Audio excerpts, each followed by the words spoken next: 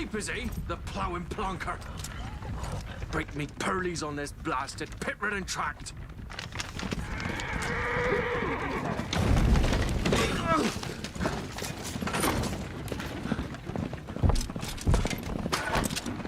Where's veered off dry road?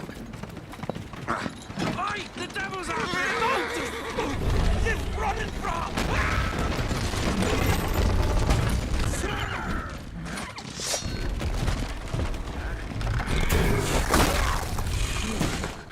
Look out there! Shield us!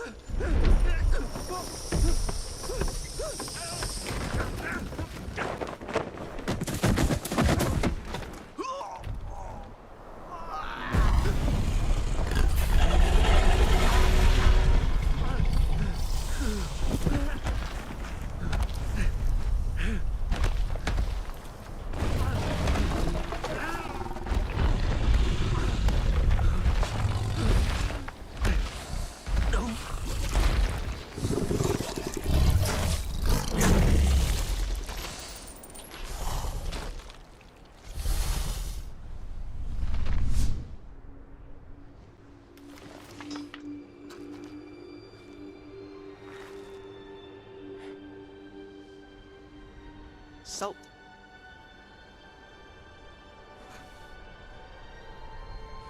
Almost had me fooled, Fruin.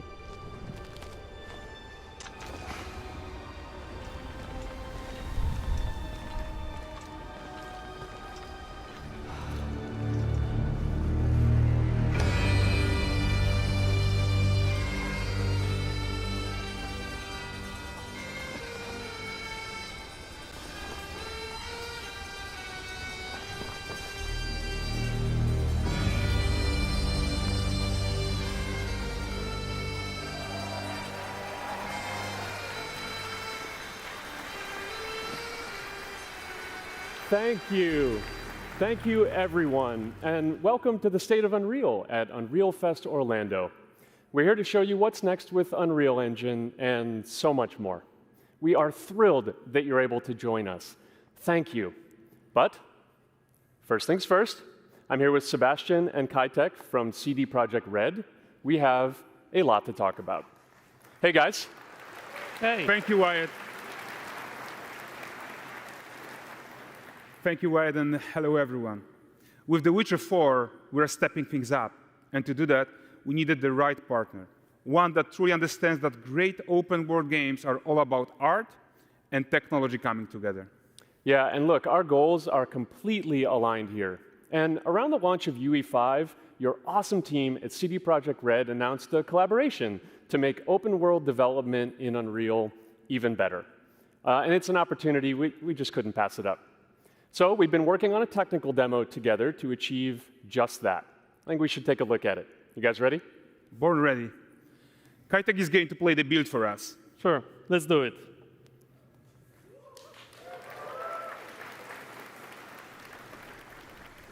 This is a technological showcase set in the world of The Witcher 4. What you just saw and are going to see now is running on a standard PlayStation 5 at 60 FPS with ray tracing. So in the game, you'll be playing as Ciri, a professional monster slayer, a witcher. She explores the world and hunts down monsters for coin. The region we are in is called Kovir, and you'll get to explore it in the game. Right now, Ciri is investigating a monster, and after gathering new clues, she is heading back to a nearby village.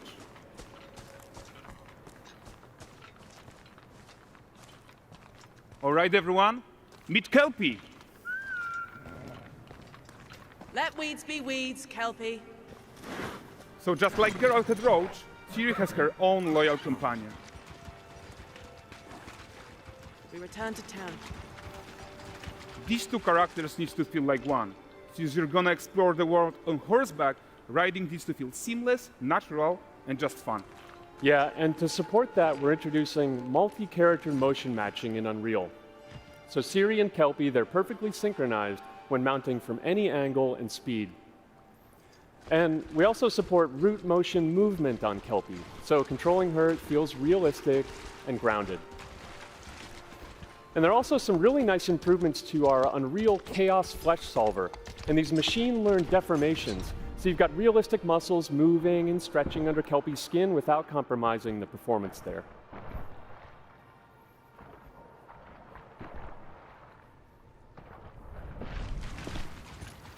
So let's leave Siri behind for a second and talk about the world itself.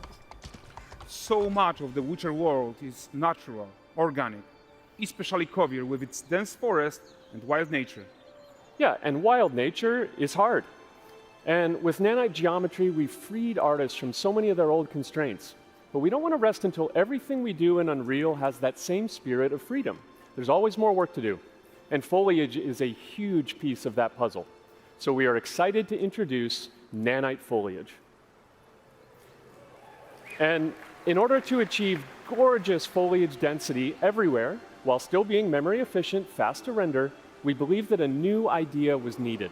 So instead of the same card approach we've been using for the past 20 years, artists should be free to take a nanite approach to foliage, modeling every single leaf and pine needle. And the old LOD tricks of the past, they needed a complete rethink. And in their place, it's a new adaptive voxel representation in nanite. It's volumetric, it's fully 3D, it is super fast to render. And these dense clusters of triangles turn into these cubes, which at a distance, they're no larger than a pixel, and they react to the changing light of our dynamic sun and our shadows, and they allow artists to render whatever amount of foliage is needed to achieve their vision without compromise. And no compromise means how ambitious we are when it comes to bringing our vision to life with incredible visuals. But more than that, together with Epic, we created faster way to load the world. We can now bring in more content more quickly for the smoothest possible experience as we fly down to catch up with Siri.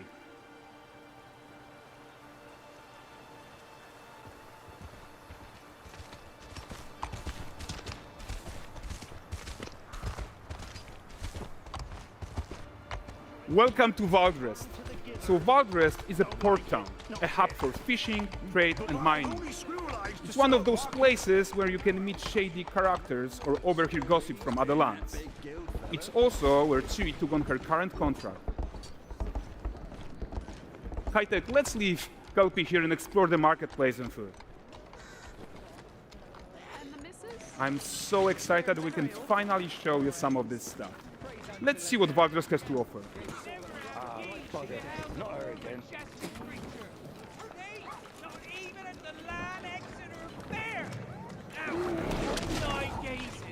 Present him with a fish. For the furry rascal will often wait, and the bear's weight grants good fortune.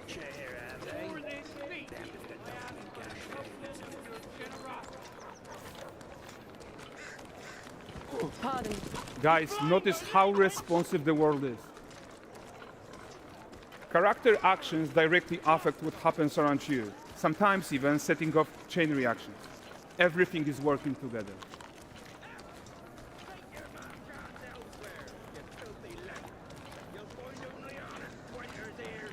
Oh, look at this poor gentleman being taught how to fly by an angry innkeeper. That's what happens when you cheat at Gwent. Last of it, is it?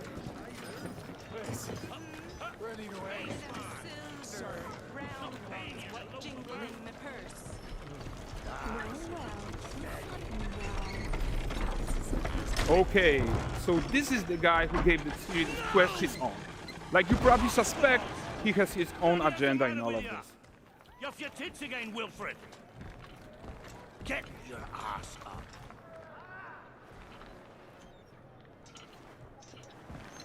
A typical day's toil. Who in? Witcheress. What news of my wagons? No eternity is taking that damn salt to arrive. I found them. And, well, suffice to say, they'll not reach you. As for the salt, I found not one speck. I presume this comes as no surprise to you. Now. Kavir's smuggling trade is of no concern to me. Shush, shush, shush. The Manticore, that flattened your cars and devoured your men? Quite the opposite. Manticore? No, them winged hellspawn dwell in the arse end of Creighton, not here.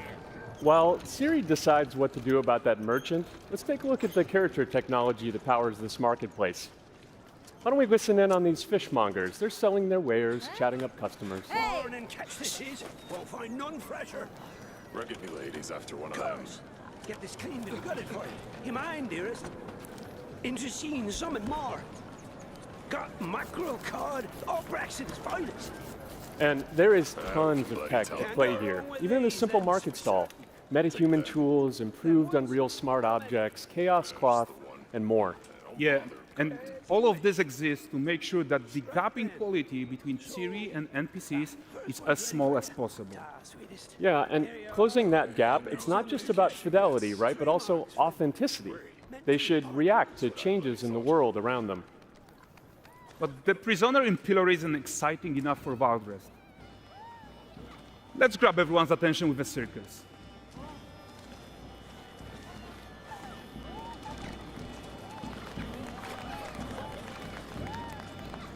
But the great performance deserves a huge crowd, though.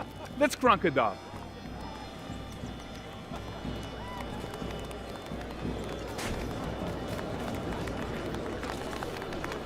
So you are seeing tons of optimizations here to many of Unreal's systems, including an entirely new Unreal animation framework, allowing us to fit easily in our 60 FPS budget, not just in rendering, but also with room to spare on the game thread.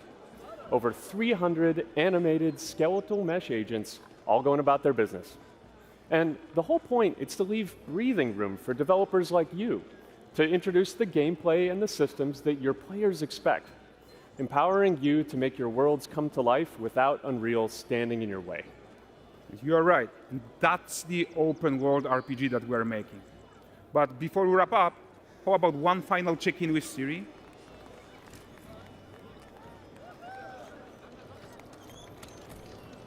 We are making this game to be the most immersive and ambitious open world Witcher game ever. And we are making this a reality thanks to our work on Unreal with the team at Epic. I think what we are doing together is going to bring in a new generation of open world RPGs, and I'm so proud of what we accomplished so far. We are too. So we're almost done, but before we go, here's a small gift for all Witcher fans. A first look at Lanexeter.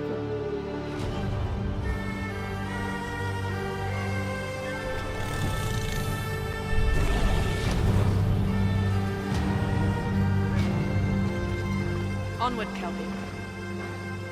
We've worked.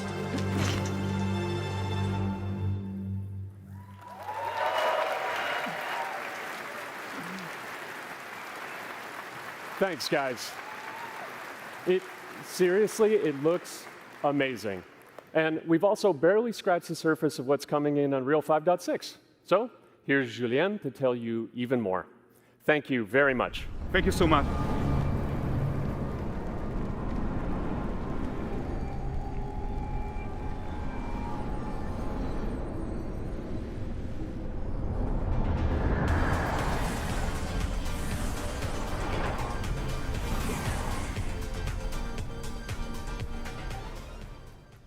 Hey everyone, great to be here in Orlando. I spent a lot of time on this demo, so I'm happy to be the one to talk about what went into the 5.6 release. An open world like that was just the perfect content to focus on our main goal for the release, which was performance. We want the engine to scale to large and rich worlds. We want to preserve graphics quality. And of course, we want to deliver high frame rates that you and your players expect. So let's check it out, starting with rendering. If you all remember, when we released Nanite with UE5, it supported static geometry. Last year, we brought skinning to Nanite. And now, we're working on Nanite foliage. The only way to have a forest that looks as good as this one is to use 3D geometry for all parts of the trees, just like we do for everything else. However, this is a crazy amount of fine geometry. So we had to rethink how trees are created and displayed. To create them, we developed nanite assemblies. These 28 little parts that you see are all that we use to build all the spruces from the forest. They are instanced thousands of times and used like building blocks to assemble trees in different ways. And as you probably noticed with the wind effect, they even support skeletal animation, which runs on the GPU. Thanks to assembly, we greatly reduce the storage, the runtime memory, and the rendering cost. Then, to display an entire forest, the challenge was to preserve fidelity and performance from any distance. Let's check up close the level of detail we're talking about here. Lots of details. But this triangle representation is not the most efficient when far away, due to the amount of overlapping. And that's why we made an adaptive voxel representation. But in reality, you'll never see those voxels this close, since when we move the camera back, they're barely a pixel. Nanite foliage is almost done. We are moving it to the main line as we speak, and it will be available for everyone in 5.7. Another thing I would like to share is that ray tracing and Lumen now run more than twice as fast, with no visual trade-off compared to when UE5 was released. And because of that, we can now hit 60 FPS on consoles. And finally, we rewrote the rendering pipeline to run asynchronously so you can increase the richness of your scenes even more. Now let's talk about chaos physics. For chaos cloth, we improve our cloth-to-cloth constraint solution. This removes a lot of collision evaluation when garments are piling up and interacting with each other. Even for complex setup like Series Cape, we hit a sub-millisecond budget on PS5. With Chaos Flesh, we introduce procedural muscle activations to make deformation and motion more natural. Your artist will still have control over tetrahedral simulation and train ML models that run fast in real time. We now support the baking of fluid surface data into lightweight assets to be played back at low cost. This is going to give you high-fidelity water without the performance cost of real-time fluid simulation. For animation, we work on both performance and fidelity. Here, you can see how Siri and Kelpie match up in their interaction. Well, that works no matter the angle of approach. That's our Molds character motion matching solution. We also added motion matching in Sequencer to build stitch tracks. With them, you can seamlessly transition from gameplay to cinematic. Also, we now have a secondary layer of animation driven by physics in Control Rig. We used it in Kelpie's rig to drive the mane, the tail, and the saddlebags. And now, I'm happy to announce that all these features are already integrated into our new Unreal Animation framework, which we are releasing as experimental in 5.6. We built it with performance first in mind. Animation evaluation are now running in parallel off the game thread, which was our bottleneck. And for the other character systems that are just as costly, like movement, avoidance, state tree behaviors, we also move them to worker threads. This is really going to help you create scenes that are crowded and lively. Streaming has always been a big deal regarding performance. And the three biggest improvements we made are physics state creation, which now runs async, improve runtime PCG for ground scatter on GPU, and a new FastGeo plugin to stream static geometry. And just to take a different example, in City Sample, the streaming time was cut down by 90% while moving at high speed. We focus on a lot of areas for performance in 5.6, and mobile is no exception. We work on better defaults and scalability settings for mobile and minimize the default package size. We also improve our workflows with a UI refactor of the viewport toolbar and content browser, an on-device iteration workflow, and a mobile preview solution. So there you go. Unreal Engine 5.6 is all about performance, and it's available today.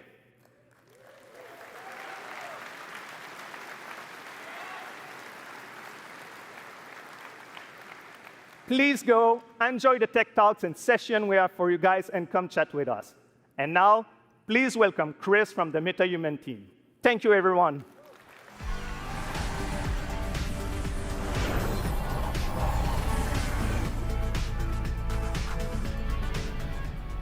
Thank you, Julian. Metahumans may only be a few years old, but we are seeing them everywhere, powering everything from games and AI agents to film, television, cultural heritage, and more. What you've seen so far is just the beginning. The creativity and innovation coming from the community continues to inspire us. It reminds us why we build these tools in the first place, to make it easier for everyone to tell stories that matter. Now we're entering the next chapter, expanding how you create and animate metahumans with flexible workflows that help you move faster and work smarter. To walk us through some of the biggest features in this release, please welcome filmmaker and virtual production pioneer, Matt Workman.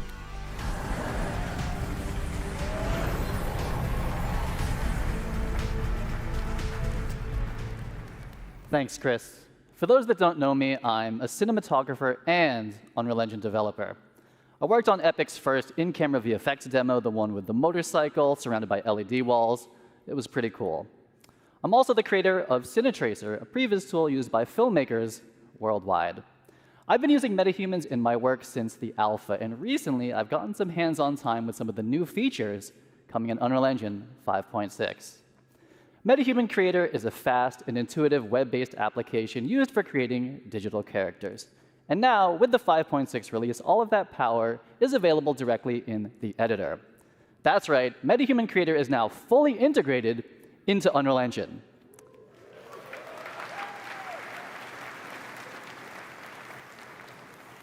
I think it's pretty cool, too. You can create and work with metahumans directly in your project, keeping everything connected and in context. And with the new character assemblies, metahumans are built locally, making it even easier to integrate them directly into your pipeline. Metahuman Creator is one of Unreal's first cloud-enhanced tools.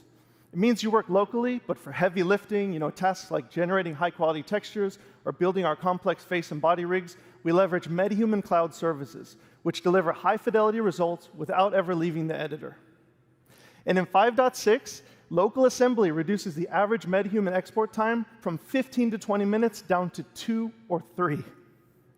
The team tackled all this while dramatically expanding the core representation model and significantly improving visual fidelity. Basically, you can make even more diverse characters, they all look better, it's frickin' fast, and it is in Unreal Editor on your local machine. And while those are all major improvements, we're just starting to scratch the surface here. Metahumans have always had amazing facial customization, and now Epic is bringing that same level of control and realism to the entire body.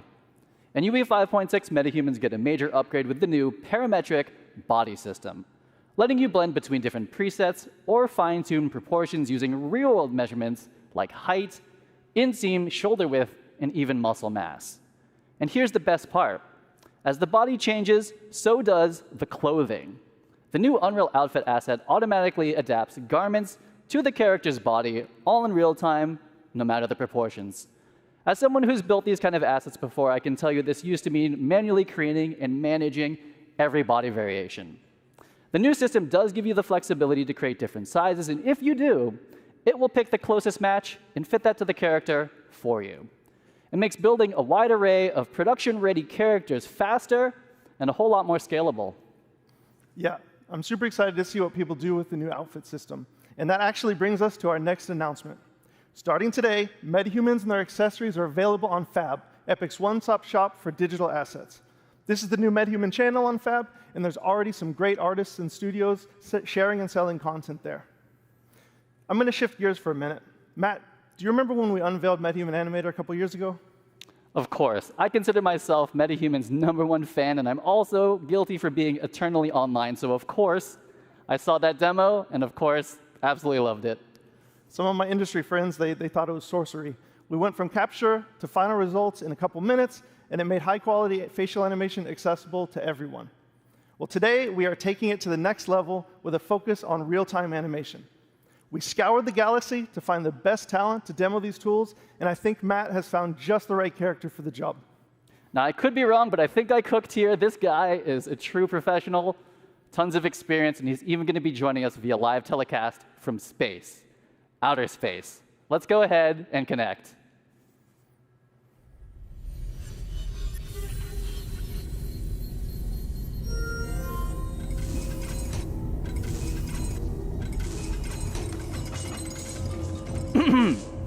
Hey, Blue! Dude, Matt! This is amazing! I'm making nachos in my nuclear-powered air fryer. Anyway, I was about to munch on this before the keynote. What's up? What's up is that this is the keynote. We're live streaming to Unreal Fest right now. Dude, you're live. Oh yeah, look at that. You people in your time zones. Hey, Chatterbox, can you turn it down? Like way, way down. I'm about to do a keynote. Yo, so what's up, Unreal friends? So get this, for the first time ever, you're seeing me live in real time. This isn't pre-recorded, it's not baked. You're seeing everything as it's happening.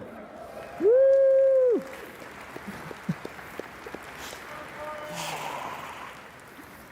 And it's all thanks to Metahuman Animator. Just check out my alter ego, Corey. He's down there on stage with you guys, and as you can see, our movements are mirrored within milliseconds. Even the smallest expressions are beautifully articulated. Yeah. And look, he's not even wearing a helmet or a suit. I'm telling you, the possibilities are getting crazy. Now I can live chat with fans, take my stand-up act on the road, perform Macbeth. Okay, maybe not Macbeth. But the real truth is, the power of live performance is in all the happy accidents. Honestly, most of my best stuff happens when things go, you know, a little sideways. Nuclear core instability detected. Case in point, trusting my beautiful nachos to a DIY nuclear-powered air fryer. Hey, Corey, come on out here.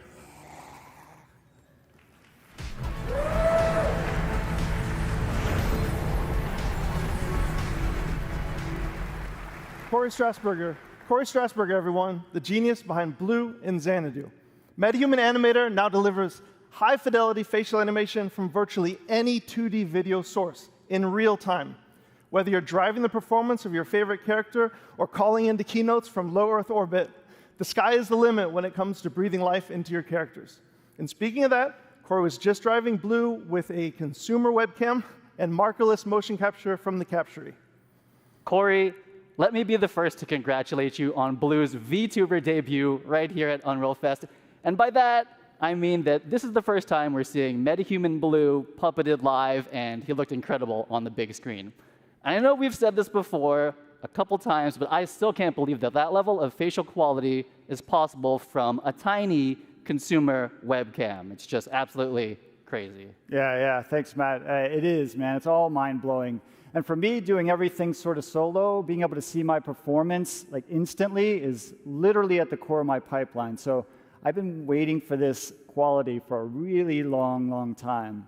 And Chris, thanks to an amazing collaboration with the Metahuman team, Blue is finally pure Metahuman. And so with all the other crazy stuff that you guys are elevating, I think Xanadu is about to level up in a big, big way. So thank you guys. You guys rock. Awesome, man. It's been awesome. I'd like everyone to give a round of applause to Corey and Matt, and thanks for showing everyone. Thank you. Thank you, Matt. Thanks, guys, for showing all the fantastic features we're going to hone in on this release. All right. We're going to end big with a few updates about metahumans and how they fit into the broader creative ecosystem. First up, today we're releasing 2 advanced toolchains to everyone, Metahuman Expression Editor and Groom Tools. The Expression Editor lets experienced riggers fine-tune a character's expressions and expression combinations whether matching scans or creating something completely custom, like a nacho-eating space alien. And our new Groom tools simplify one of the hardest parts of character creation, high-fidelity hairstyles, making the process more intuitive, faster, and streamlining export directly to Unreal Engine. We've built these tools for our own teams to solve real production challenges, and now we're opening them up to the entire community. Next, we know you want support from Metahumans in your favorite content creation tools, so we're working with partners to make sure that DNA and rig logic work wherever you do. And we have saved the biggest announcement for last. We have updated the Unreal Engine license to include Metahumans. You can everywhere, in every engine, in any creative software. Go make amazing characters and help define the future of digital humans.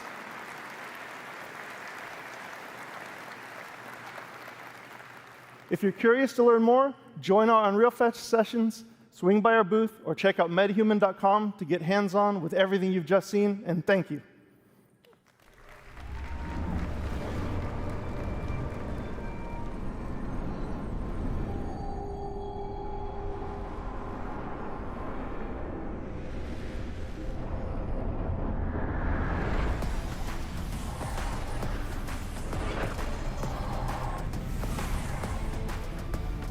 All right, hey guys, what do you think so far?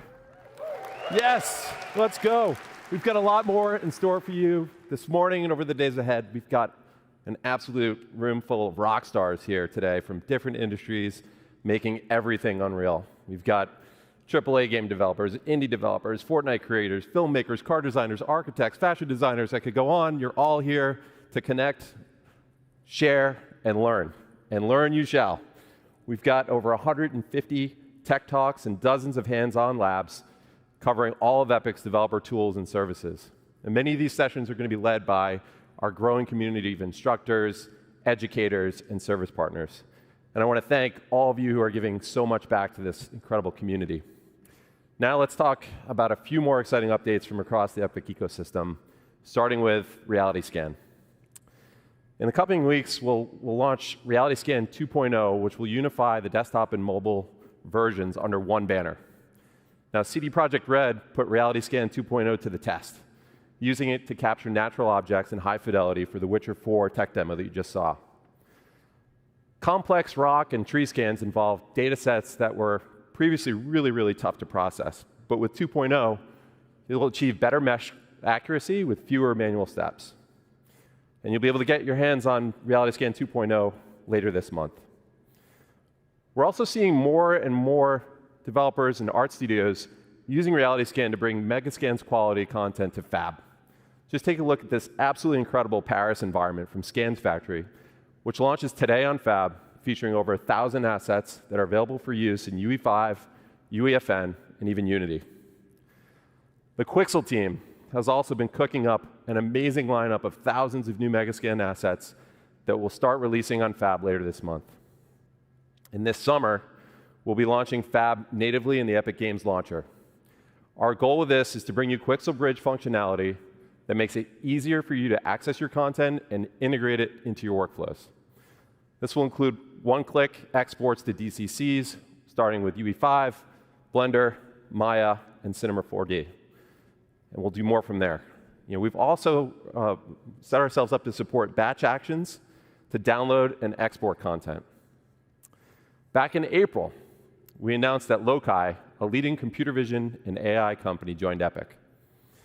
We're working quickly to bring Loci's technology to Fab, which will improve our tagging accuracy, enable semantic search, and improve our IP moderation capabilities to ensure that our artists' work is protected.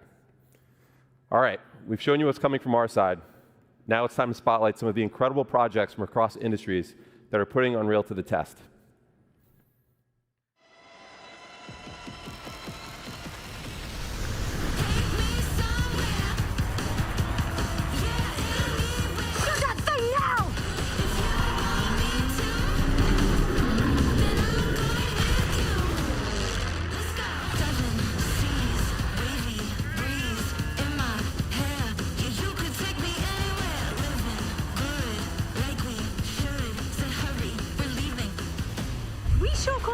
Explosion.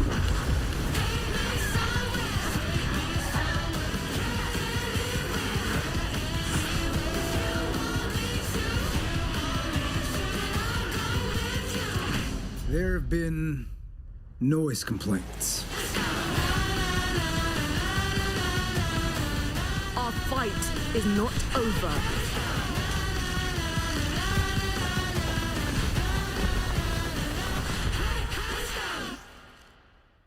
Awesome. You guys just raised the bar year over year.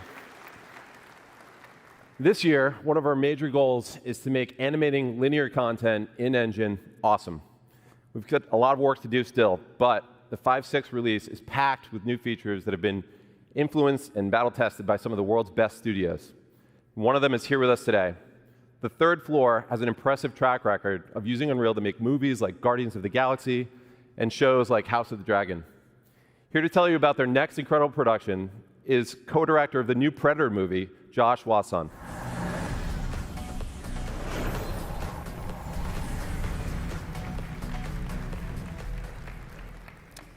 In March 2020, I was working with director Dan Trachtenberg on the pitch for Prey when everyone got sent home.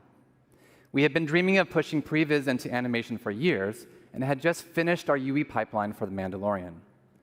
Uncertain what would happen to movies in a post-COVID era, now is the time for Third Floor to get serious about finals. So while we're having a blast crafting scenes in UE for Prey, I got to show Dan the cool things we had brewing. And that led to an idea. What if Predator was an animated movie? Fast forward to the industry contraction of 2023, and projects started dropping like flies. But this crazy ambitious film with a crazy ambitious schedule materialized right in the middle of it all. For 20 years, on more than 1,000 projects, the artists at TTF have been on the front lines of visual storytelling in movies, games, and episodics. When Predator came along, they took all of that live-action experience, all of their love for cool stuff and great stories, and poured their hearts into a new kind of animated feature. So Dan and I pitched a film rooted in live action that looks and feels like moving concept art. We developed a handcrafted style from the paint strokes to our stop-motion-inspired movement on twos. It was a monumental challenge, but the leap into anim led to significant innovation. Our team built Hummingbird, our real-time lighting and comp tool inside UE. It handled all of our stylization passes in Engine before render. We saved countless render hours and reduced our hard drive usage to 1/50th the space traditionally required. Now, let me tell you about my favorite character in the movie. Ursa has this deep-rooted thirst for revenge. She learns that the man responsible is in this throne room in this huge fortress. So Dan had this idea, what if we did an entire battle in one shot? What if we kept the camera focused on her goal? And what if Ursa fought them all by herself? The best way to speed up any production is to speed up decision-making. So with 4 parallel teams inside Unreal, we got the entire film up on screen in 4 months, allowing us to iterate and hone the story and really make it sing before shifting into final animation, ultimately delivering the film in 18 months. If this movie were live action, we'd be filming at golden hour every day for weeks with a massive crew and several giant vats of blood. In animation, we really wanted to go for it, no holding back. So we choreographed every composition, every strike, every arrow, and blood splatter, like a gigantic dance with 98 parts. Yet we also wanted to feel the camera operator reacting to all the kills as they happen to put you inside this quest for revenge. On behalf of 20th Century Studios, Dan Trachtenberg, and all of us at Third Floor, we hope you enjoy this exclusive clip from Predator, Killer of Killers.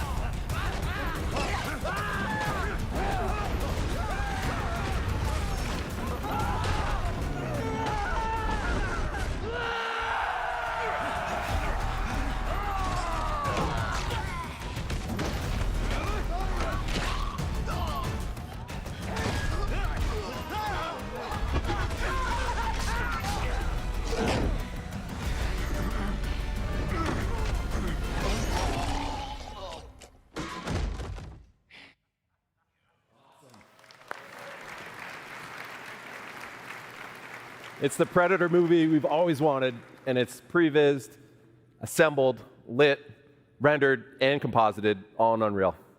And it's premiering this Friday on Hulu, so check it out. And congratulations to Josh and the team. There are so many incredible games that we could highlight today. Last year, we celebrated Black Myth Wukong from Game Science, which has now grossed over $1 billion since launch. This year, we're celebrating another example of a small team that's taking the world by storm.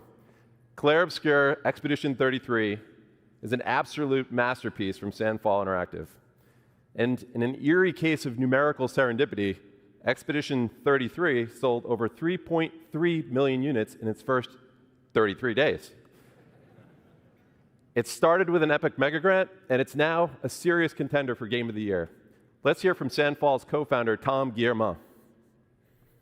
Bonjour and Hellfest, I am Tom Guillermin, co-founder and technical director at Sandfall Interactive, the studio behind Clair Obscur Expedition 33. It's an honor to be able to share a few words with you today. When we began the development of Expedition 33 back in 2020, Unreal was starting to open up new possibilities for a smaller team like ours to create games in realistic 3D, with mega scans and later the release of Unreal 5 that came with Lumen, Nanite, and Metahuman, which all transformed how we create 3D scenes and characters. As a small team, we always did our best to play to the engine's strengths, religiously getting every update to try out the new features and optimizations from Epic. This allowed us to keep our development focused on the element that would have the most impact on the game we were making. The visual identity of our world, the story and the characters, and of course the gameplay with this blend of turn-based strategy and real-time action.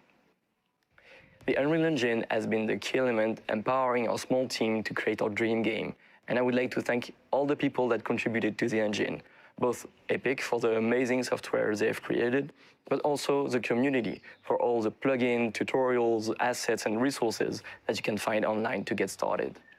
It is this whole ecosystem that allowed the project to grow organically, from my friend Guillaume booting up the Unreal Engine for the first time in 2019, creating a small project named Sandfall, to 6 years later, the release of Expedition 33 with that very same new project file.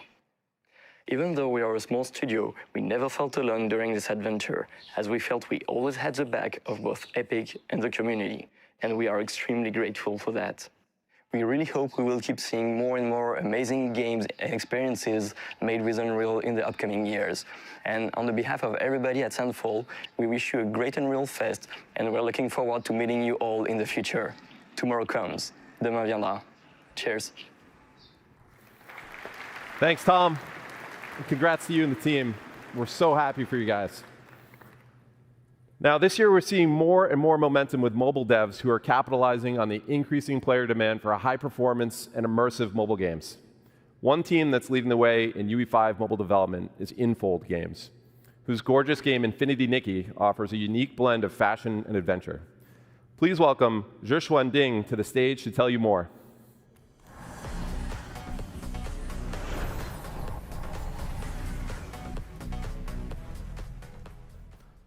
Hi, everyone.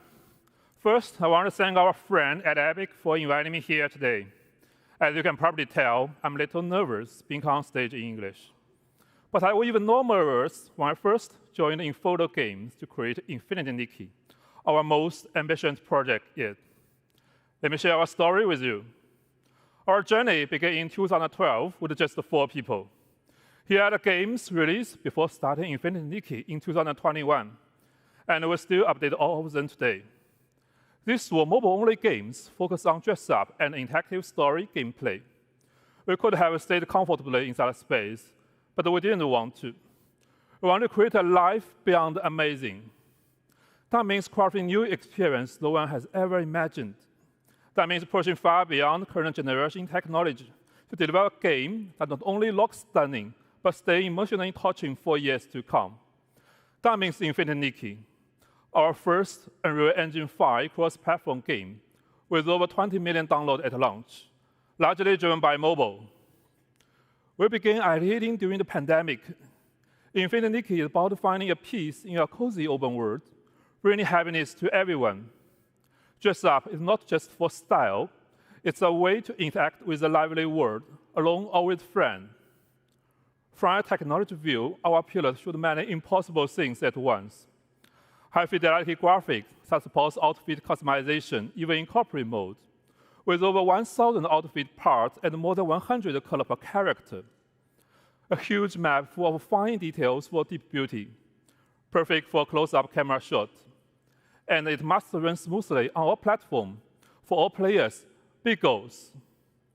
We had never launched a cross-platform game before, but we promised our community, our partner, and Nikki that we will give it our all. Yes, it was crazy. Unreal Engine 5 is about making crazy idea real. We had a debate, even I hesitated. But with Unreal Engine 5, Infinity Nikki's vision come to life. Lumen gave us movie-quality lighting in real time.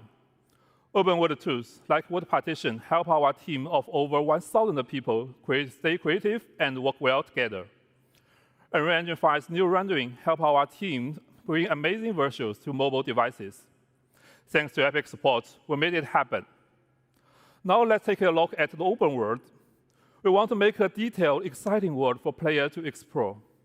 Our first map covers 400 square kilometers with dense vegetation and a dynamic ecosystem. We had to make sure memory and performance were never compromised, especially on mobile. Unreal Engine let us build a cross-platform GPU rendering system. With smart GPU culling and a level of detail control, dual-core and triangle stay in budget on all devices. You may wonder why we put so much care into these details. I want to share a fan story that shows what Unreal Engine 5 means for our players, beyond outfits and open world. This is a true story from our fan, Xinshi Qiao. My mom and I play Infinity Nikki differently. She reads every item description, smiles when Nikki jumps, and changes into a pretty blue outfit. It does not matter if she finishes the platforming. When I was finally able to take her on a long-distance trip, she spent hours picking dresses and took many photos, even of a small flower by the road. Now I understand. My mom loves every small moment. We play Infinity Nikki in different ways, but we love each other the same. We hope you enjoyed this story. We hope you find the omen of the world's beauty in Infinity Nikki, the coziest open world game for OV1. Thank you for your time, and have an amazing Unreal Fest. Thanks, Xuan. Wow, what a beautiful world they've created. All right, there's one more amazing UE5 game that you've got to check out, and it's coming to the Epic Games Store. Please welcome Ken Kim, CEO of Netmarble Monster, to the stage.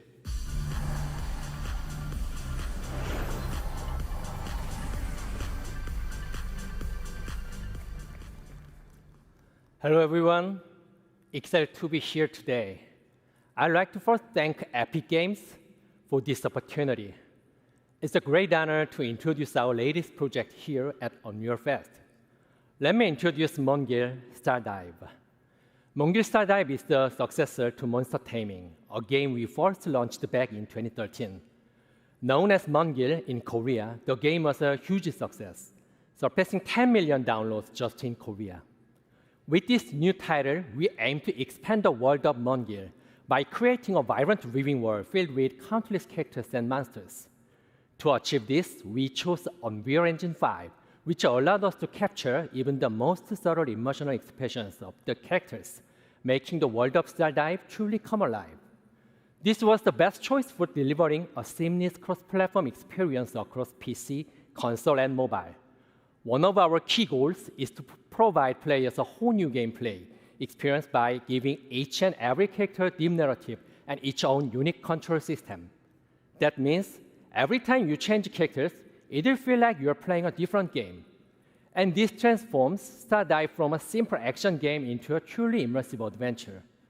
Moreover, the monsters in Stardive are not just enemies. They can be tamed, nurtured, and become your companions along the journey. Depending on their traits, they can also be used to craft weapons or used as ingredients to cook, adding a deeper layer of strategy and connection to the game. Each monster is a living, growing creature, transforming the conventional concept of monster collecting into a meaningful, dynamic relationship. The Epic Game Store, with its global reach and strong community, is the ideal platform to connect with players around the world. And we are happy to announce that Mongil Stardive will be exclusively on the Epic Game Store for PC. Now, I'm excited to show you a brand new trailer from the game.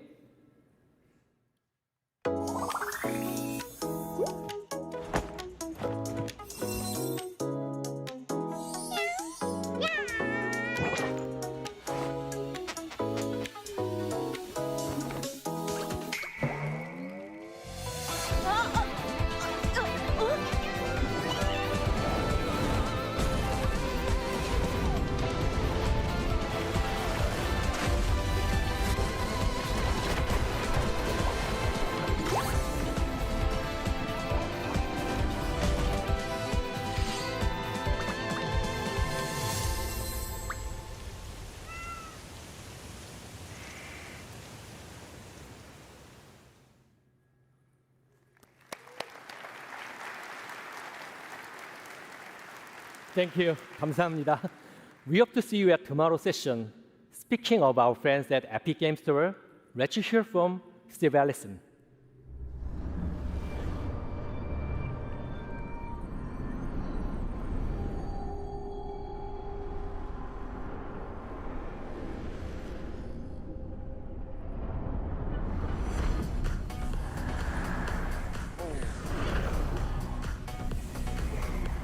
Hey, what's up, everybody? Thanks, Ken. It's exciting to see Netmarble Monster bringing Mongil Stardive to the Epic Game Store exclusively at launch on PC and taking advantage of our Epic First Run program to keep 100% of the first 6 months of net revenue. As you know, our industry is living through significant headwinds right now, and the Epic Game Store offers all developers a toolkit for maximum financial success that starts with our 8812 rev share and just gets better from there. Now on Epic, our back catalog program, like Epic First Run, allows you to keep 100% of net revenue for the first 6 months on back catalog titles that you bring to the Epic Game Store. And for Unreal developers, Launch Everywhere with Epic reduces your engine royalty rate from 5% to 3.5% on all platforms and stores when you ship your UE-based games day and date on the Epic Game Store. And remember, Unreal Engine developers pay 0% royalty on all Epic Game Store sales where we process payment.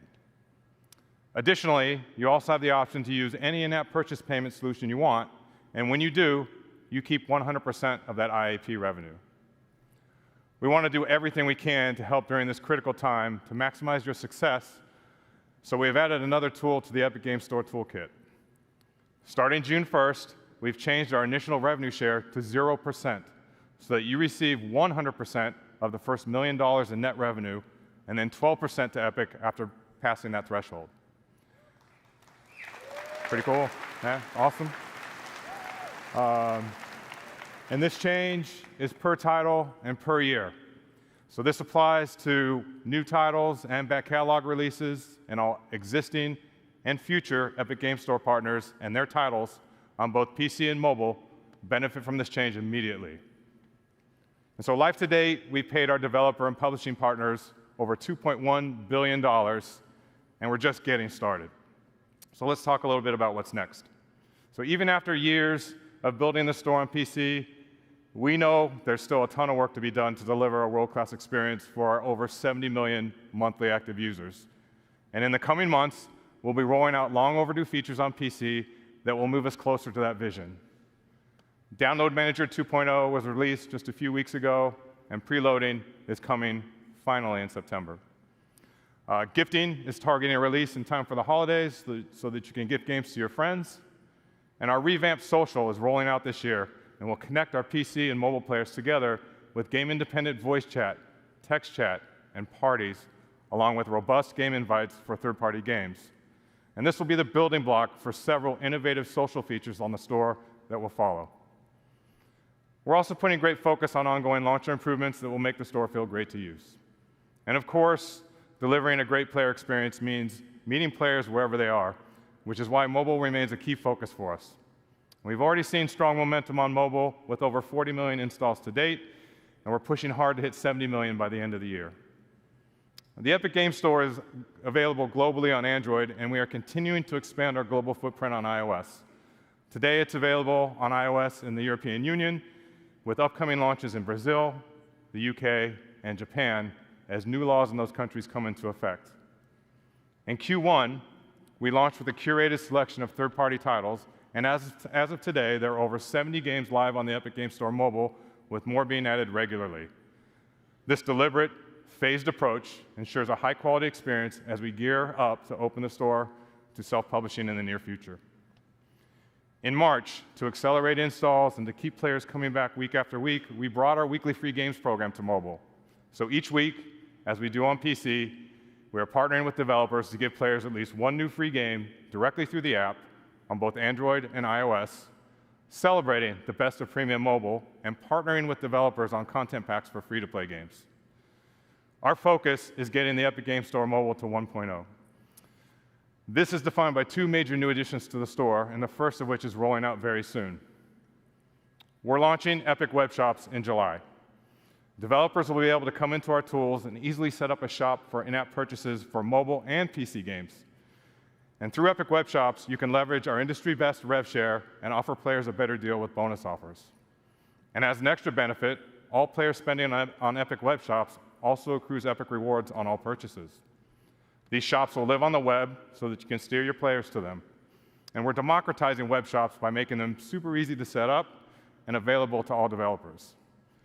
And second, we'll be launching mobile self-publishing tools in Q4 and opening up the store to all mobile developers to set up and distribute your games. Well, that's it for me today. If you want to learn more about our plans for the Epic Games Store, join us today at 3:45. And now, Hannah Lowry will join us to share what's new in the Fortnite ecosystem. Thank you.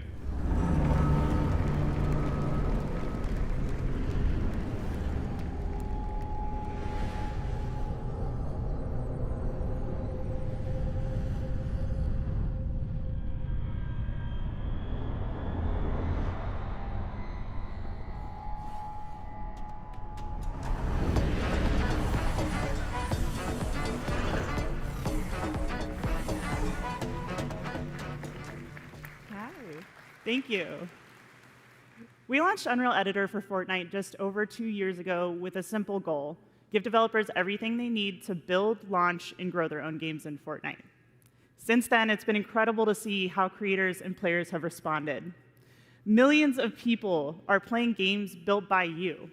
And since the launch of UEFN, players have spent over 11.2 billion hours across more than 260,000 live creator-made games.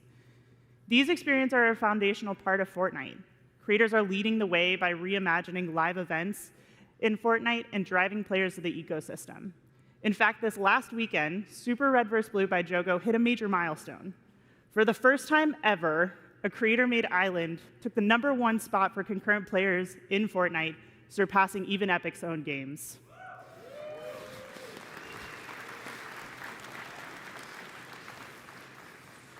This is a proof point for us that the ecosystem is heading in the right direction. Watching developers experiment, build, and push UEFN to its limits has been inspiring. But it goes beyond just making games. Creators are launching studios and building passionate communities around their work in Fortnite. And thanks to that effort, engagement payouts going to third-party creators have already reached $722 million since the launch of UEFN, and that number continues to grow. None of this would be possible without you, our community, which is core to UEFN. We're proud to have thousands of dedicated developers building this ecosystem with us, and part of building this lasting ecosystem is talking with developers, learning from your experiences, and using this information to help shape our roadmap. Because ultimately, what good is a feature if no one wants it? This is why we've launched the Let's Chat livestream series to answer your burning questions and address your concerns. So far, we've discussed moderation, the new Fortnite data API, and the state of the ecosystem, with more coming at the end of this month. That's enough from me. Help me welcome to the stage an outstanding UEFN developer, Tom Jank.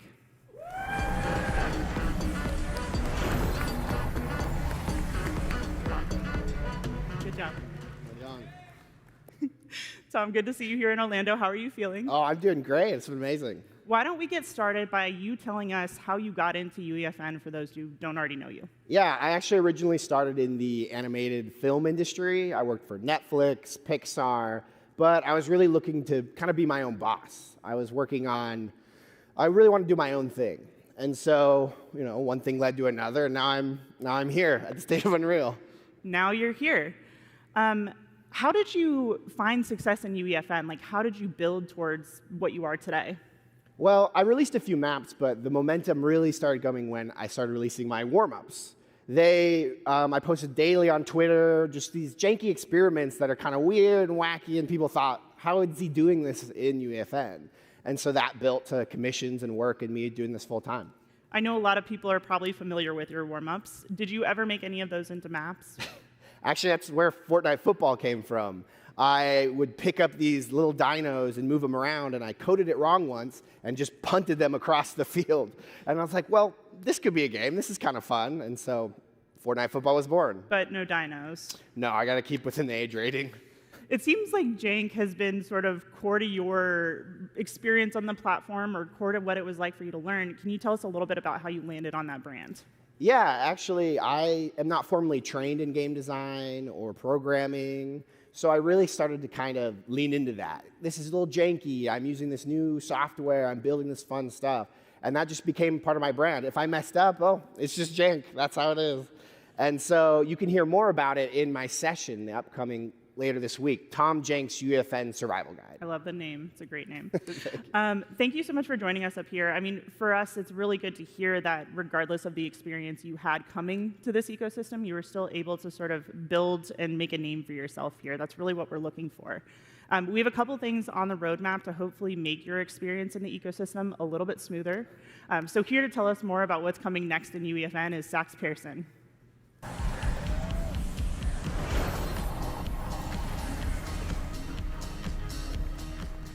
Thank you, Tom and Hannah. Let's start with an update on a much-wanted, often delayed feature, Scene Graph. Scene Graph is one of those foundational pillars that we really want to get right. And I'm pleased to say that the first release of Scene Graph is coming this Saturday, June 7th. Scene Graph is the foundational layer of the engine that unifies the editor and runtime representation of the scene, making everything you built accessible through verse code. In the editor, Scene Graph enables rapid construction of rich, detailed environments by organizing entities in view.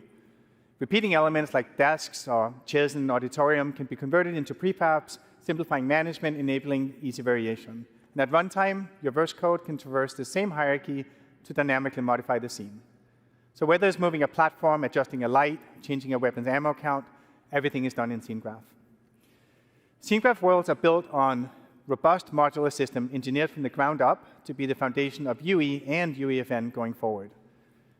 So this year, we're shipping more tools like custom items, skill-based matchmaking, new social systems like Bubble Chat to bring players together. But before we get into roadmaps, I want to share an update on something we talked about last year. We intended to ship the first season of Fortnite Battle Royale, built with UEFN in version 2025. Since then, plans have changed a bit, and we're not going to be able to meet that target. Right now, we're tracking to 2026. But today, UEFN is an integral part of development for Reload, Ballistic, and other internal projects, but we still haven't hit a few key milestones to support a full Battle Royale season. So for the rest of 2025, we're going to be focused on closing those gaps while continuing to ship new UEFN features for you. A big focus of working on making it easier for players to find amazing games you've built. The release of off-platform features like deep linking, enabling you to market your game on social media, link players directly to your island inside Fortnite. And in-game retention tools like Favorite a Creator gives you more ways than ever to build and engage communities directly inside Fortnite. So far, 6 creators have already surpassed 1 million favorites in games since launching the feature last year. And this not only makes it easier for players to discover and play their favorite games, but it's also a great opportunity for creators to grow their audience and their business. To further support that growth, we're doubling down on data sharing and helping you make smarter decisions as you build and launch your games. Let's talk a bit about the new Fortnite Data API. We are building Fortnite to be a true open ecosystem, one where creators have full insight into every dynamic factor that makes a game successful. And the Fortnite Data API is a key part of that vision. 2 years ago, we made the CTU of every Fortnite island visible in-game. It gave creators a clearer view into what resonates with players, helping to surface trends and improve iteration so creators can build more strategically. And community-based tools like Fortnite GG and FCHQ have shown the value of transparent Fortnite data. Now we're expanding that visibility. We released the first version of Fortnite Data API 1 week ago, giving creators access to essential metrics like acquisition, engagement, and retention for all Epic-made islands. And starting on June 9th, that same level of insight will extend to all islands in Fortnite. You can use the API to build your own dashboard or reference existing tools and websites to better understand performance, giving you the opportunity to find the right genre, the right audience, and the right moment to launch your game driven by insights, not guesswork. You can learn more about the Data API in our Creator Portal talk tomorrow. Now, we'd like to introduce our latest work that enables developers to use emerging tech to create awesome games. The Epic Developer Assistant is an AI tool that currently in beta that will improve creator productivity. It's a general-purpose chatbot that can guide you through developing games in UEFN, and it'll even generate verse code from simple prompts. Please welcome Heather Storm, who will help us drive a live demo of the assistant.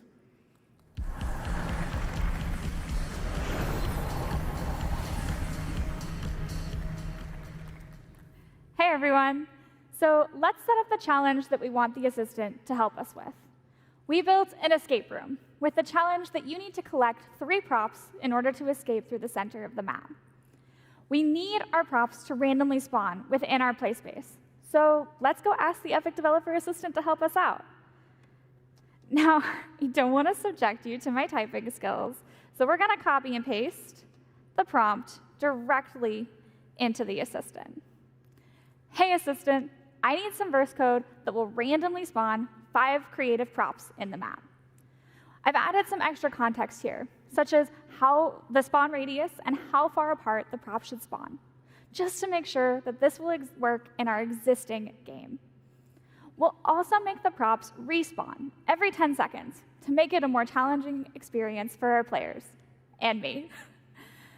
Finally, we'll name our verse file and the editable variable, prop to spawn. So while the assistant generates a response, you can see it may provide relevant documentation to your request. The assistant is powered by GPT-4.1 and is fine-tuned using our, like Epic's own verse code license from creators who signed up to help, and all of our current documentation. And once the assistant has generated the code, it'll test if the code can compile. If it can't, it has a second self-repair step to correct the code. It looks like it's generated. It tells us how to use it, and then we have the code. All right, it looks good. Let's go into VS Code and paste it directly into our file. Now, I already started this code earlier today to make it a little easier for us to do this live, so let's delete everything that's there and replace it with what we just generated from the assistant. We'll save, and then we'll press the build button in the top right-hand corner, and it built successfully. All right, but we're not done yet. Now let's go into UEFN and make sure that the random prop spawner verse device is set to spawn the correct prop, our custom prop banana. All right, that's all good. Let's push verse changes. And finally go in to live edit. When this loads, we'll be able to test that our random spawner code works, making sure that our bananas spawn randomly and that every 10 seconds they move. We gotta collect 3.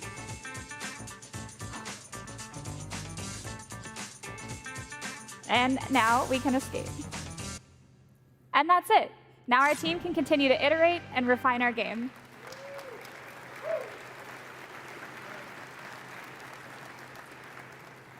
This is just a quick, simple example of how the Epic Developer Assistant can streamline creator workflows, and eventually it'll be directly integrated into the editor.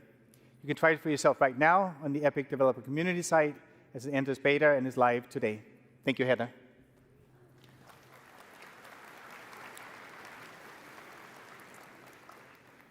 All this is all part of a bigger mission, to give creators more power and flexibility to bring your creative vision to life. Another example of this is how we've redefined what's possible through deep IP integration. We've been collaborating with the leaders in film, television, music, and sports since Fortnite's earliest days. It started with a few iconic outfits in Battle Royale, and has evolved into entire seasons shaped around cultural experiences that players love. We wanted every creator to be a part of that adventure, so last year we kicked off a movement that started just that. We work with brands so creators can build with world-class IP. A simple one-click agreement, pre-negotiated share of the engagement payout, and all the brand safeguards that we've developed that allow every IP to integrate into Fortnite seamlessly. As a first partner announced at GDC last year, the LEGO Group has been leading the charge, enabling creators to expand the LEGO Fortnite universe with original games and stories. And on June 17th, they're unlocking a highly requested feature, the LEGO Brick Editor. It launches with 50 classic bricks, 42 colors, giving creators the power to build with LEGO, brick by brick, in Fortnite for the very first time.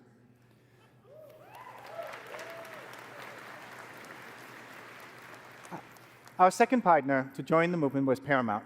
We welcomed Teenage Mutant Ninja Turtles to UEFN last fall, and from Pizza Tycoon to the wildly popular RVBB experiences to TMNT Dimensions, we've been amazed by your creativity. All in, you've spent over 700,000 hours in editor creating TMNT games. And then finally, horror has always had a strong foothold in creator-made games, so it's not a surprise that adding Skybound's Walking Dead to the program has been a huge success. We launched in March, and creators are just starting to publish Islands now. And so far, more than 1,000 developers have published Walking Dead games in the first 2 weeks since its release. Through our current partnerships, creators have already published over 12,000 islands with over 160 million hours played. I'm excited to announce that our next wave of partners bring in their worlds for you to create with. Later this month, Squid Game will be coming to UEFN, and creators will be able to build their very own twist on the world's most intense playground. Our partner Netflix is placing environment assets, NPCs, and new game systems like the Disguise device in the hands of creators so they can be their very own game master. Squid Game Tools will launch on June 27th, timed to the series finale of Squid Game, and creators will be able to publish their islands later this summer. Thank you. Our desire to bring iconic IP in the hands of creators doesn't stop with Squid Game. Avatar: The Last Airbender. We heard players loud and clear about how much they love the bending gameplay in Battle Royale, so we are excited to bring Avatar-themed tools and devices to UEFN next year. That means you, the developer, can use features from the 4 nations to build your very own authentic Avatar games. Together with these amazing brands, we're expanding the library of iconic IP that creators can use to make games in Fortnite. Our aim is to give you everything that you need to build awesome games using the power of Unreal Engine, share them with millions of players in Fortnite, and get paid when people love what you've made. Huge thank you to everyone for what you've done so far.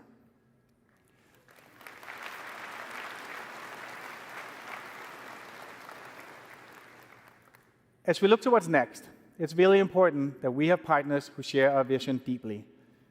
Disney and Epic have been working together for years, building immersive entertainment experiences for players and fans around the world. Sean Shoptaw from Disney is here to talk today about what we've been working on lately and where we're going to go, including a huge surprise for the creator community.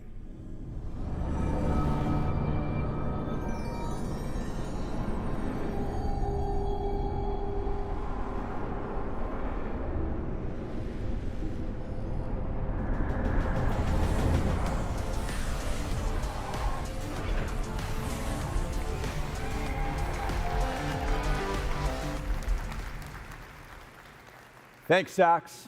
For more than a decade, Disney has been leveraging Unreal across film, television, theme parks, and games. And that momentum is only accelerating.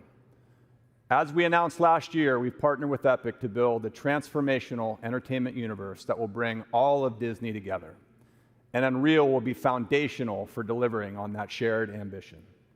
Let's take a look at some of the amazing experiences Epic and Disney have built together over the years.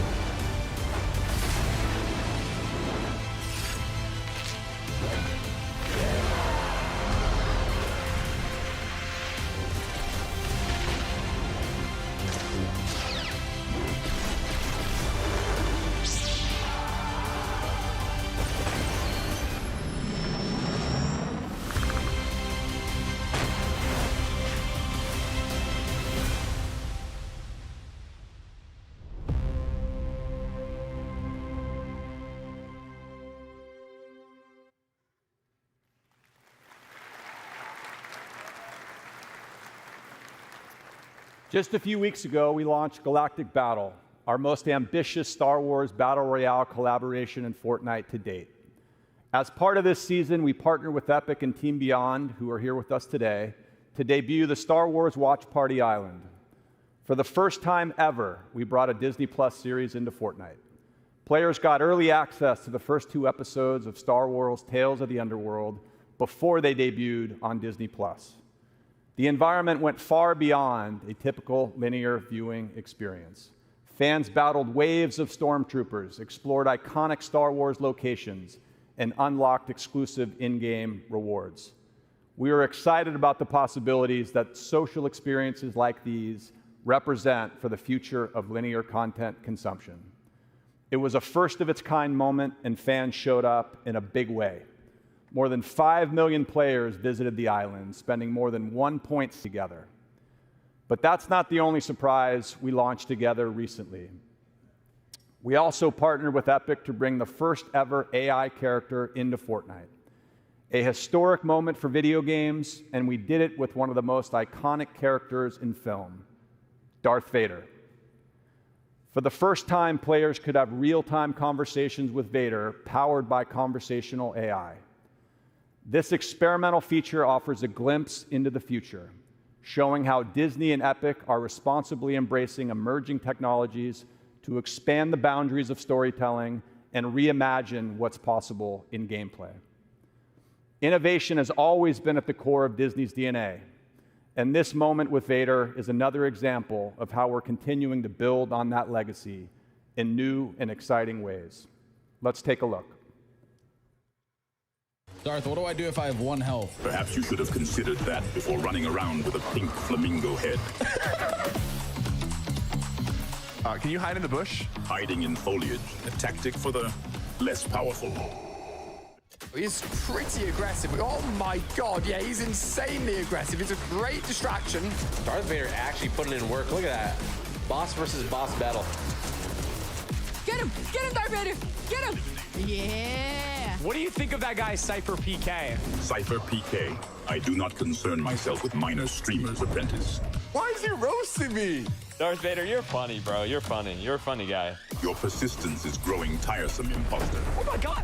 I will not tolerate this disrespect much longer. Did he just do that to me? There's 1 player left. We need to take him out. Indeed. Let us ensure this final engagement is decisive. The match is ours. Another triumph for the Empire.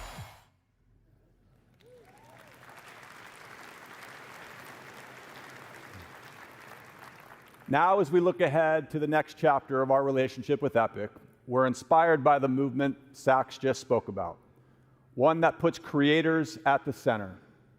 As part of our shared vision to build that transformative entertainment universe, bringing the creator community into this universe has been a foundational part of our plan from the beginning. We want to empower our fans to build their own experiences with the characters and stories they love. Storytelling is at the center of everything we do at Disney, and we believe there are incredible storytellers outside our own walls. That's why I'm excited to announce today that we will be bringing Star Wars to UEFN.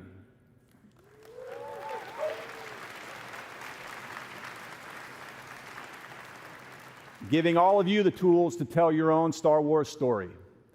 We're actively working on this and look forward to sharing more. This marks an important step on our journey to transform entertainment, and the creator community will play a huge role in helping us realize that vision. Thank you, everyone, and back over to you, Sax.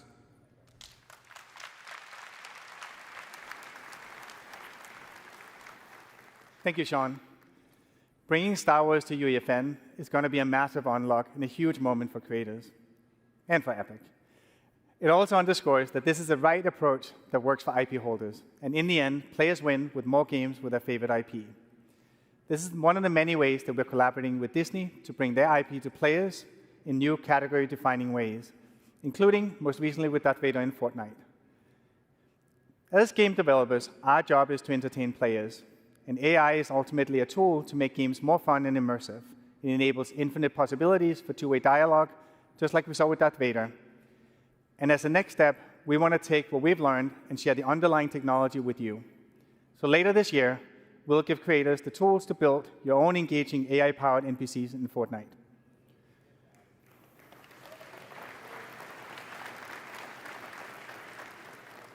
And we're taking it a step further. So creators can not only drive NPC behavior and dialogue, but they can also drive the core game itself. What you're about to see is an internal prototype that we've been making using a large language model API that we intend to release soon. We put together a demo to show how the feature can be used to enable emergent, reactive gameplay for creators and deeper experiences for players. It's a live demo running in a live environment driven by an LLM that so far has not given us a single run-through that felt the same. And the magic lies in the degree of surprise and variability that you can expect when integrating AI at a deep level into your game. And importantly, you, as the game maker, can still maintain tight control of the story and gameplay outcomes. You can try these tools in action on the show floor, but first, let me walk you through what we're about to demo. I've got Andrew Ruffini, Andrew Grant here, who's going to drive the demo.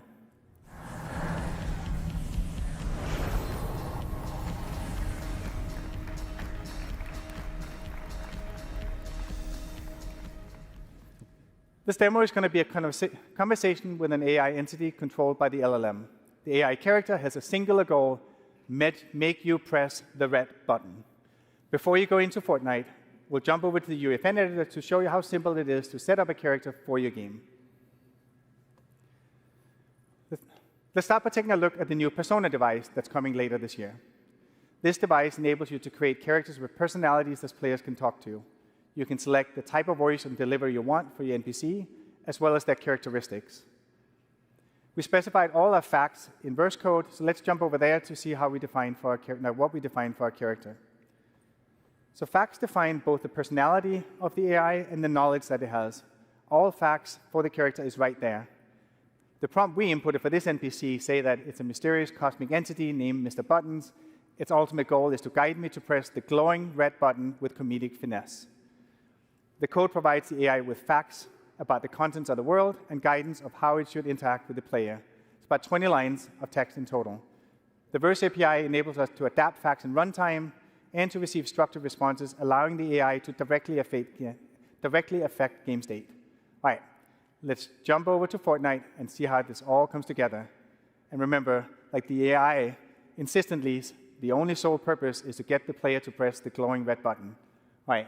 Take it away, Andrew and Andrew.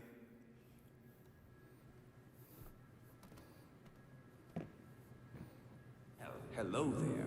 I am Mr. Buttons, purveyor of cosmic curiosities and insatiable conversationalist. What brings you to this spectacular catwalk, my friend? Perhaps a yearning for the unknown.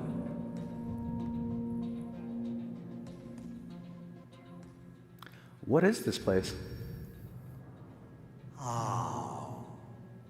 This, my friend, is a cargo room. But not just any cargo room, oh no. It's a portal to possibilities. A stage for the unexpected, though a bit dusty if I am honest. What does the button do? The million-dollar question. What doesn't it do? It's a gateway to glory, a ticket to transformation, a symphony of, well, you get the idea. It does things.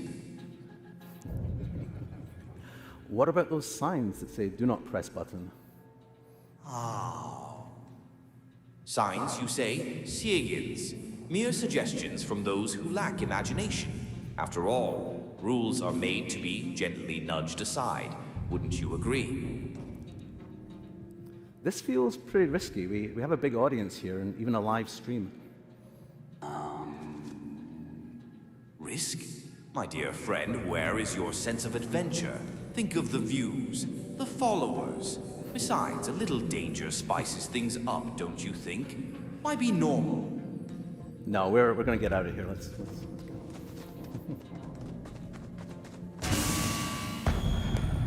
Leaving already? But the fun is just getting started.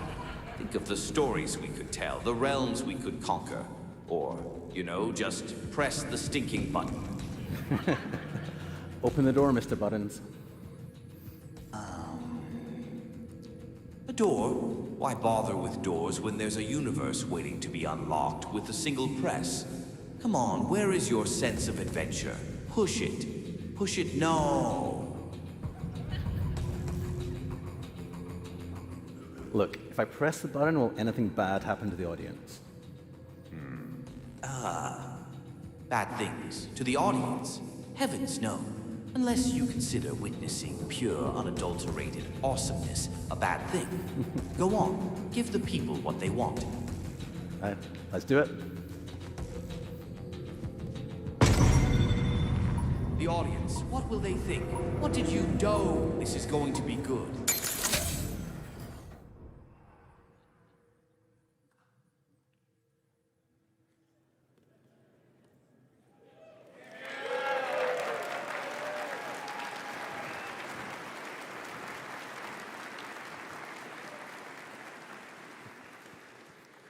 Well, they pressed the AI button, and it might have been a bad idea, but like in truth, there's no unpressing that button.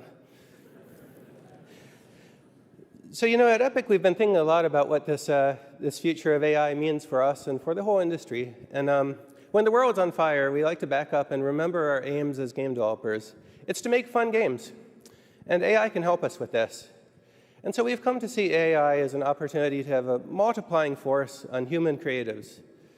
The ability for a small team of indie developers to create characters with personality and infinite dialogue is a superpower. The power to accelerate code development and 3D content development of all sorts is going to make game developer better and more accessible for everybody. And right now, we've never seen a time like this in my lifetime. The world is changing ridiculously fast. And the good news is the industry is changing fast too, and in particular, it's opening up. Last year, the European Commission opened up iOS to competing app stores. We launched the Epic Games Store on Android worldwide and on iOS in the European Union. And very recently, the United States court opened up iOS to competing payment services this year. This enabled Fortnite to return to iPhone here in the United States.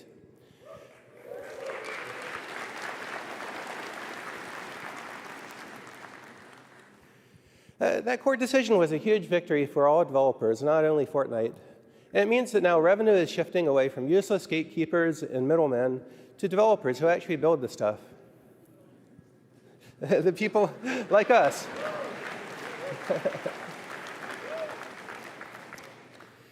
And this trend towards open platforms is spreading around the world. This year, later, Fortnite will be returning to iOS in Brazil, United Kingdom, and Japan. And we'll keep fighting for Fortnite and for developers' freedom until all apps are free worldwide.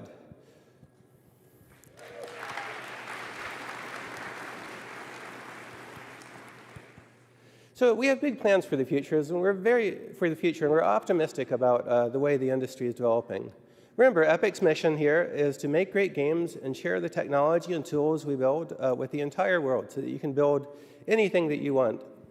And today, Unreal Engine is bringing together the entire real-time 3D industry. There's film and television, there's architecture, automotive makers, fashion designers, musicians, and game developers from indies to AAA studios like CD Projekt Red. This is a really exciting time, especially right now, because we're on the road to Unreal Engine 6. This is going to be a multi-year journey to bring together the best of the two major forks of development we have going on in the company now. There's Unreal Engine 5 for high-end standalone game development, and there's Unreal Editor for Fortnite for deploying awesome experiences into the world of Fortnite. And as these two things come together into a single engine, that means we'll have diverse scripting language and really powerful, simple gameplay programming APIs available absolutely everywhere for games of all sorts. And full C++ source code will remain available for engine systems and standalone games of all sorts. So the idea here is that we'll be able to build games and then deploy them anywhere we want. Deploy them into Fortnite, deploy them into other games that support modding or content ecosystems, or release a standalone game into all of the app stores for all of the different platforms. And not just that, we also see a larger opportunity, as foreshadowed by our Disney partnership, for all developers to connect our games together into an open economy as peers. And some call this idea we're aiming for the metaverse, and others simply see it as gaming and all other forms of media done better with more opportunity for everybody. Now, the great thing is it's us, the people in this room, who will build this together.